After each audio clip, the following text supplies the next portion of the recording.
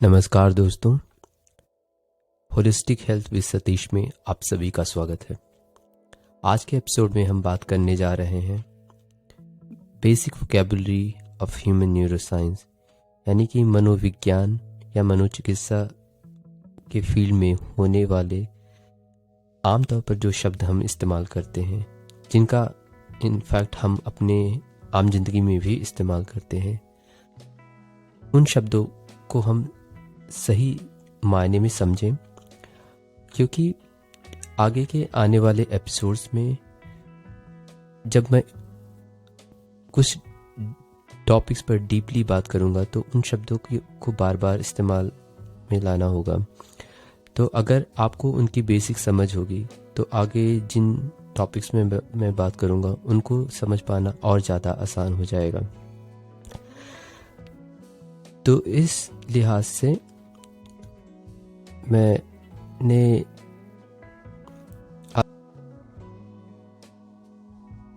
आज का टॉपिक चुना है।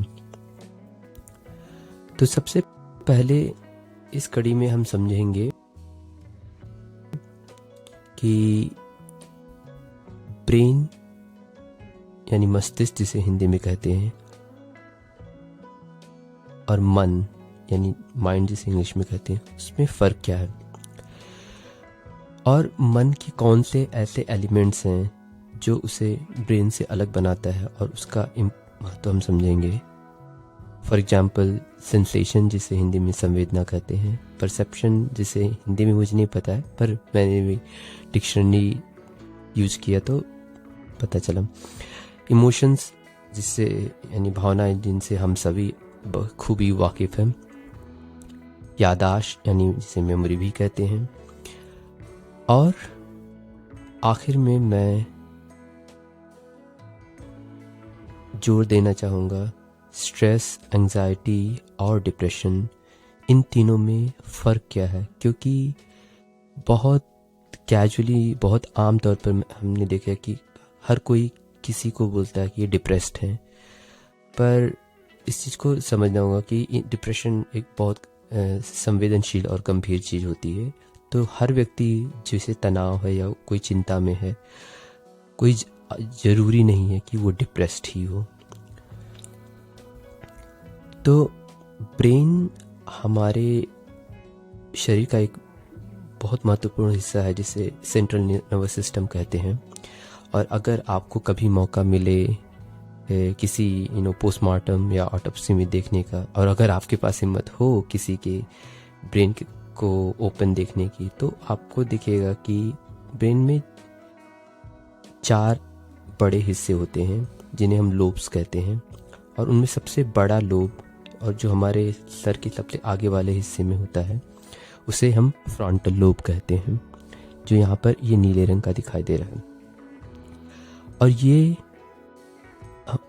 ऐसा स्ट्रक्चर है जो हम इंसानों को बाकी के जानवरों से बिल्कुल अलग और बिल्कुल एडवांस बनाता है, क्योंकि इसके ज़रिए हम डिसीजन लेना सीख पाते हैं, हम अपने मन को केंद्रित करना सीख पाते हैं, हम अपने किसी तरह की डाउट हो या किसी तरह की उलझन हो उसको सुलझा सकते हैं, किसी तरह की बहुत कॉम्प्लेक्स इशू उसको भी हम सुलझा सकते हैं। और इसका एक और टेम्पररी काम होता है कि अगर कोई चीज़ हमें थोड़ी देर के लिए याद रखनी है, जिसे हम शॉर्ट टर्म मेमोरी कहते हैं, फॉर एग्जांपल किसी का नाम याद रखना, जो मैं अक्सर भूल जाता हूँ, फ़ोन नंबर याद रखना, वो चीज़ें हम फ्रंटल मेमोरी में यूज करते हैं। उस वक्त हमारा ब्रेन हमारे इस फ्रंटल लोब को यूज करता है। आगे एक हमारे दोनों कानों की तरफ जो लोब होते हैं, जिसे टेम्पोरल लोब कहते हैं, जिसका जो हम एक्टिव होता है जब हम किसी चीज़ को सुनते हैं या हम बोलते हैं या किसी भाषा को हम समझने की कोशिश करते हैं या कोई किताब पढ़ रहे होते हैं या कोई भी चीज़ पढ़ रहे होते हैं। पैराइटल लोब जो हमारे ब्रेन का पिछला हिस्सा होता है, वो हम किसी तरह की स्पर्श यानी टच सेंसिटिविटी को फील करता है, और हमारे टेस्ट से रिलेटेड एरिया भी हमारे ब्रेन के पैराइटल लोब से रिलेटेड होते हैं। और हमारे सेंसेस का, हमारे पांचों इंद्रियों में सबसे ज़्यादा इस्तेमाल होने वाले जो हमारे सेंसेस हैं वो हमारी आँखें, या जिसे बोलते हैं विजन या दृष्टि। उसका कंट्रोल हमारे ब्रेन के सबसे पिछले हिस्से ऑक्सीपिटल लोब से होता है। अब आते हैं मन की बात। तो मन यानी जैसे ब्रेन को आपने देखा एक फिजिकल स्ट्रक्चर है, उस तो मन कोई फिजिकल स्ट्रक्चर नहीं होता है। इनफैक्ट ये एक एनर्जी होती है, यानी ऊर्जा होती है, जो हमारे ब्रेन के अंदर बहुत सारे न्यूरॉन्स या जो सेल्स या जिसे नसें बोलते हैं, वो आपस में एक दूसरे से क्रॉस टॉक यानी बातचीत करती हैं फायरिंग के जरिए। फायरिंग का मतलब समझ सकते हैं, जैसे एक तरह से वो शॉक छोड़ती हैं और एक शॉक दूसरे को मिलता है। तो जैसे समझिए कि हमारे घर में एक बहुत बड़ा बिजली का सर्किट लगा हुआ है, तो बिजली आती है और पूरे घर में अलग अलग हिस्सों में जाती है। तो उसी तरीके से बिजली एक ऊर्जा हुई, और तार और घर के बड़े बड़े जो इक्विपमेंट्स हैं बिजली के, वो सारे फिजिकल स्ट्रक्चर हुए। तो उन सबको चलाने वाली जो ऊर्जा है वो बिजली है, जिसे हम देख नहीं सकते पर हमें पता है कि वो ऊर्जा चल रही। तो ठीक उसी तरह हमारे मन वो ऊर्जा की तरह काम करता है, और उसके अलग अलग हिस्सों में अलग अलग उसके फंक्शंस होते हैं। पर अगर बड़े तौर पर देखा जाए तो इसका पहला फंक्शन होता है सेंसेशन, यानी कि जो भी हमारी सेंसेस हैं, पांचों इंद्रियां हैं, उनको वो हमारे आसपास के वातावरण से इंटरेक्ट करता है कि कोई चीज़ उसे दिखाई देती है तो उसे उसको सेंस करता है। कोई चीज़, कोई आवाज़, कोई जानी पहचानी आवाज़ सुनाई देती है, उसे पहचानते हैं। कोई स्वाद, किसी तरह का स्पर्श, ठंडा गर्म, या किसी तरह की स्मेल, खुशबू, बदबू, वो हमारे ये पांचों इंद्रियां सेंस करती हैं। इसलिए हमारे माइंड का एक फंक्शन होता है सेंसेशन। दूसरा होता है परसेप्शन, जो एक हर एक ह्यूमन माइंड की खास बात होती है, जो हर इंसान को एक दूसरे से अलग बनाती है। क्योंकि हर इंसान एक ही तरह के सेंसेस को, जो भी हमारे आसपास के पर्यावरण में कोई चीज़ हो रही है, कोई कोई चीज़ हम देख रहे हैं या कोई चीज़ हम टेस्ट कर रहे हैं, हर एक का अपना स्वाद, हर एक की, जैसे अगर किसी को कोई संगीत सुनाई देता है, कोई म्यूजिक सुनाई देता है, तो किसी को उस म्यूजिक पसंद आती है, किसी को नहीं पसंद आती। तो उस दोनों इंसानों का एक ही गाने के लिए अलग अलग परसेप्शन है।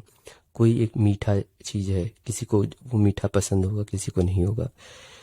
ठीक उसी तरह किसी की आंखें किसी की शक्ल कोई देखेगा, बोलेगा ये व्यक्ति मुझे पसंद है, दूसरे व्यक्ति को नहीं पसंद। तो ये होता है परसेप्शन, कि बाहर जो हमारे पर्यावरण में स्टिमुलस यानी कि जो जो ऑब्जेक्ट वो सेम है, पर अलग अलग व्यक्तियों का जो माइंड है, उनका मन है, उसे अलग अलग तरीके से परसीव करता है। और इमोशंस जो मेंटल एस्पेक्ट का एक बहुत बड़ा एलिमेंट है, जो हमारे माइंड या का एक तरीका होता है, जो हमारे आसपास की चीज़ें हो रही हैं उनको उसको उसके प्रति रिएक्ट करने का।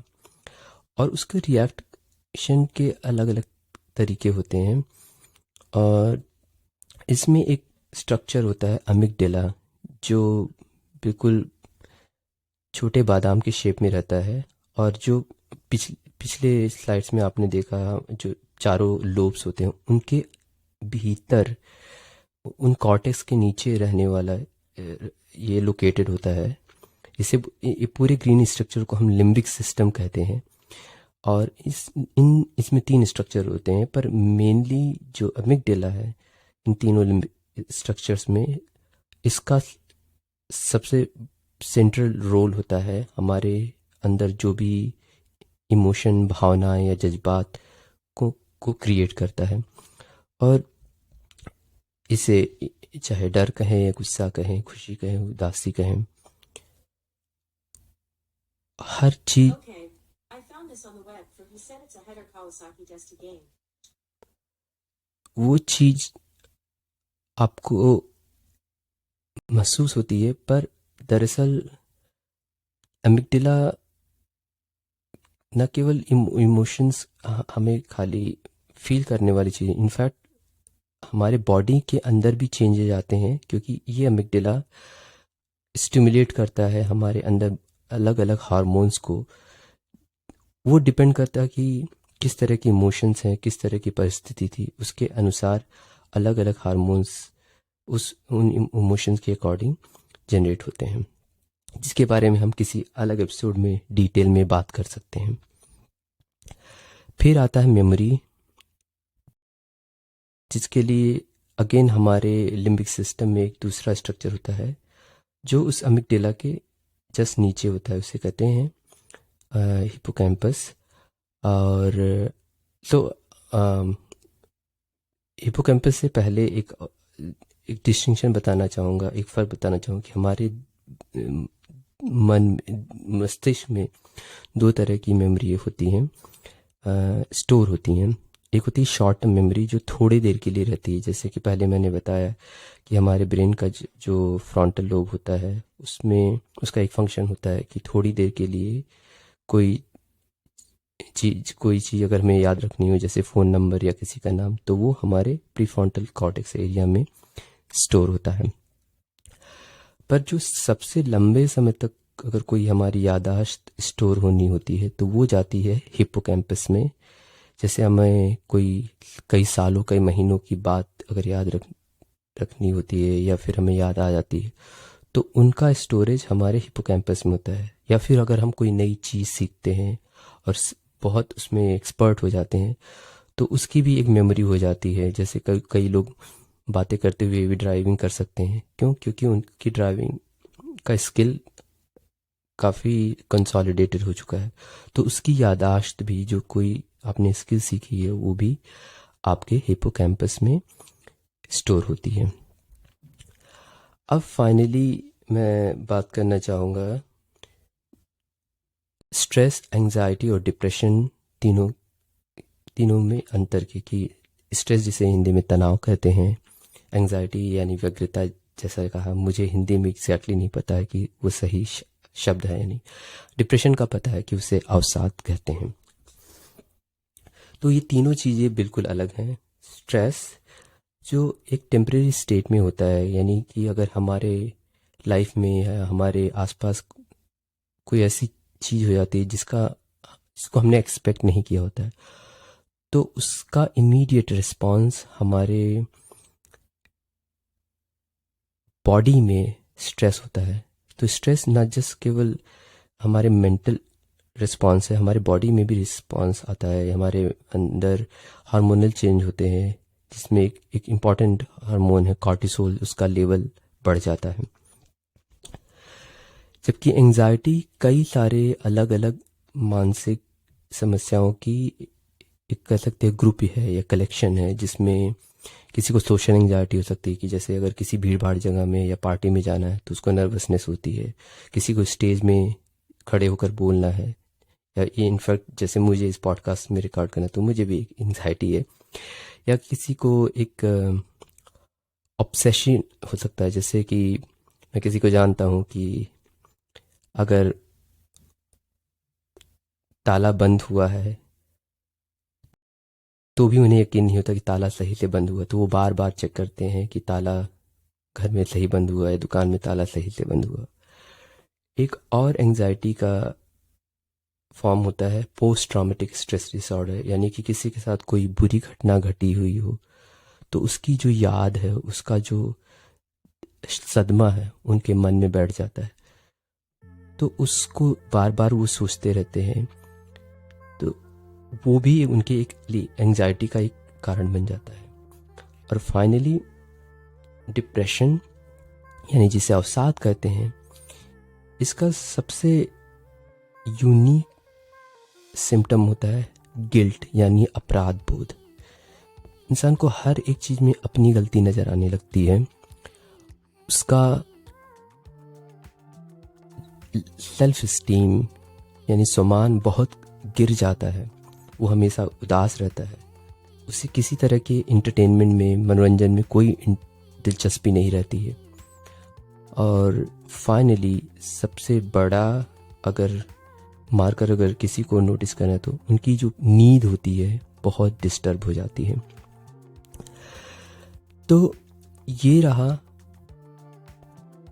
स्ट्रेस, एंजाइटी और डिप्रेशन में अंतर। तो उम्मीद है कि अब अगली बार अगर आप किसी से हंसी मजाक में भी बात करेंगे तो इस चीज़ का ख्याल रखेंगे कि किसी भी रैंडम इंसान को आप डिप्रेस नहीं कह रहे हैं। मे बी उसको कोई एंजाइटी हो या चिंता हो या फिर कोई इस तरह का तनाव हो सकता है। और उम्मीद है कि आप सभी को ये एपिसोड किसी तरह से हेल्पफुल लगा हो। तो ये एपिसोड उम्मीद है कि आगे वाले एपिसोड्स में भी आप लोगों को उन टॉपिक्स में को समझने में मदद मिलेगी। और मेरे अगले एपिसोड का टॉपिक होगा मेंटल हाइजीन, और यानी कि जिस तरह से आप अपने घर को हाइजीन रखने के लिए कि किसी को कोई इन्फेक्शन या बीमारी ना हो जाए, आप अपने घर को साफ़ सुथरा रखते हैं, उसी तरह आप अपने माइंड को एक साइंटिफिक तरीके से कैसे साफ़ सुथरा रखें ताकि आपका माइंड सही से फंक्शन कर सके और इवेंचुअली आपका बॉडी भी आपको उस तरीके से कोऑपरेट करे। तो उम्मीद है आपको आज का एपिसोड अच्छा लगा हो, और अगर आपको इससे कोई मदद मिली तो आप अपने दोस्तों से या अपने जानने वालों के साथ इसे शेयर करें और इस चैनल को सब्सक्राइब करें। तो मिलते हैं अगले एपिसोड में। Thank you.